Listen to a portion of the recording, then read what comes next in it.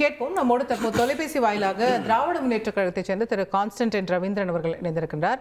Professor வணக்கம். திருமாவளவன் அவர்கள் இந்த விழாவை தவிர்த்திருக்கிறார். அதற்கு அஃப்கோர்ஸ் அவர் நிறைய காரணங்களை பட்டியலிட்டு சொல்லியிருக்கிறார். இன்னொரு பக்கம் இன்னொரு துணை பொதுச் செயலாளர் அங்கே பங்கேற்கிறாரு அதே மேடையில் அப்படின்னு சொல்லும்போது ரெண்டு பக்கமுமே ஒரு இருக்கட்டும், அந்த அந்த அந்த பக்கமும் ஒருத்தர் இருக்கட்டும் அப்படின்னு திருமாவளவன் அவர்கள் நினைக்கிறாரோ அப்படின்ற ஒரு விமர்சனம் வைக்கப்படுகிறது. விஜய் கூட்டணி கதவும் இன்னும் அடைக்கப்படவில்லையோ அப்படின்னு திமுக எப்படி பார்க்கிறது? திமுகவை பொறுத்தவரைக்கும் அண்ணன் திருமா அவர்கள் ஏற்கனவே மிக தெளிவான காரணத்தை சொல்லிவிட்டார்.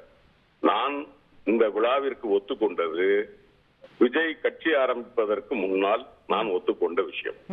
அப்படி இருக்கிற போது அவர் கட்சி துவக்கி அவருடைய அரசியல் பயணம் எது, அரசியல் கொள்கை எது என்று சொல்லுகிற போது அதிலே முரண் இருக்கிறது. எனவே நான் இந்த விழாவில் கலந்து கொள்வது சரியாக இருக்காது என்று மிக தெளிவாக தன்னுடைய காரணத்தை சொல்லிவிட்டார். அதன் பிறகு நாம் அண்ணன் திருமா என்ன என்பதைத்தான் பார்க்க வேண்டுமே தவிர அந்த இயக்கத்தில் ஒருவேளை தம்பி அர்ஜுனா அவர்கள்தான் அந்த புத்தகத்தை கலெக்ஷன் பண்ணினது அவர்தான் என்று அதிலே சொல்லப்பட்டிருக்கிறது. எனவே அவர் தவிர்க்க முடியாத காரணத்தினால் அதில் பங்கெடுத்திருக்கலாமே தவிர எங்களை பொறுத்த வரைக்கும் அண்ணன் திருமா அவர்கள் மிக தெளிவாக கொள்கை உறுதியோடு கோட்பாட்டோடு அவர் நின்றிருக்கிறார். அதை நாங்கள் வரவேற்கிறோம். இல்ல, அவர் ஒரு கூட்டணி அழுத்தங்கள் இருந்தது அல்லது ஒரு கூட்டணி தலைமையில் இருக்கக்கூடிய திமுக கொடுத்த அழுத்தங்கள் தான் அவர் வெளியேறதுக்கு காரணம்ங்கிற சில விமர்சனங்களும் நீங்க பொது வெளியில பார்த்திருப்பீங்க. அதுக்கு பதிலளிக்க விரும்புறீங்களா?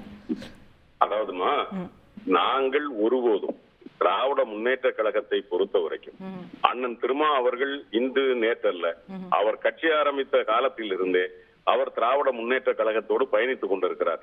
இன்னும் சொல்ல போனால் எங்கள் கூட்டணியில் தான் அவர் முதல் முறையாக சட்டமன்றத்திற்குள்ளும் கால் வைத்தார், பாராளுமன்றத்திற்குள்ளும் கால் வைத்தார். எனவே ஆனால் அதற்காக அவர் கொள்கைகளை ஒத்தி போட்டதில்லை. அவருடைய கோட்பாடுகளில் அவர் உறுதியாக நின்றிருக்கிறார். திராவிட முன்னேற்ற கழகத்தை ஆட்சியில் இருக்கிற போதே எங்கள் கூட்டணியில் இருந்த போதும் இலங்கை தமிழர் பிரச்சனை உட்பட்ட சில பிரச்சனைகளில் அவர் எதிர்கட்சிகளோடு நின்று களம் கண்டிருக்கிறார். அதை திராவிட முன்னேற்ற கழகம் ஒருபோதும் பெரிதாக எடுத்துக் கொள்வதில்லை.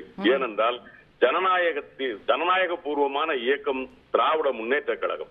அவரவர் கட்சிக்கென்று சில நடவடிக்கைகள் இருக்கும். அதை நாம் ஒரு பெரியண்ணன் மனப்பான்மையில் அல்லது ஒரு சர்வாதிகார எதேச்சதிகார தோரணையில் நாம் ஒருபோதும் அணுகுவதில்லை.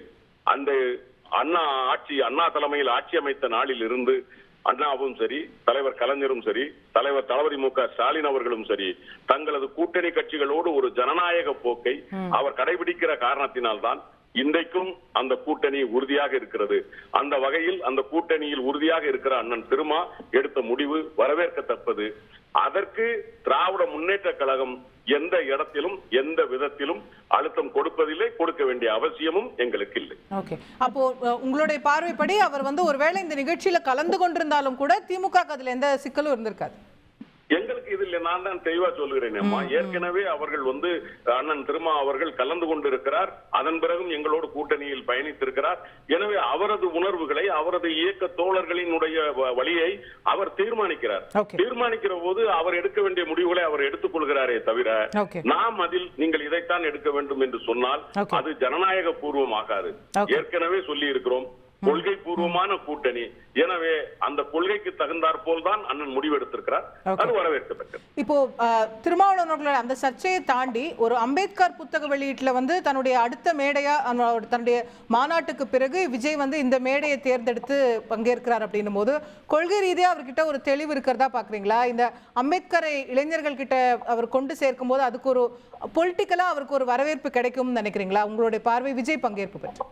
என்னை பொறுத்த வரைக்கும் ஐயா அம்பேத்கருக்கு திராவிட முன்னேற்ற கழகம் செய்திருப்பதை விட இந்தியாவிலேயே ஒரு பல்கலைக்கழகத்தை அவர் பிறந்த மாநிலத்திலே நிர்மாணிக்க முடியாத போது பல்கலைக்கழகத்தை, கல்லூரிகளை, அவர் பெயரால் மணிமண்டபத்தை எல்லாவற்றையும் நாமே கொண்டு போய் சேர்த்திருக்கிறோம். திராவிட முன்னேற்ற கழகம் கொண்டு போய் சேர்த்திருக்கிறது.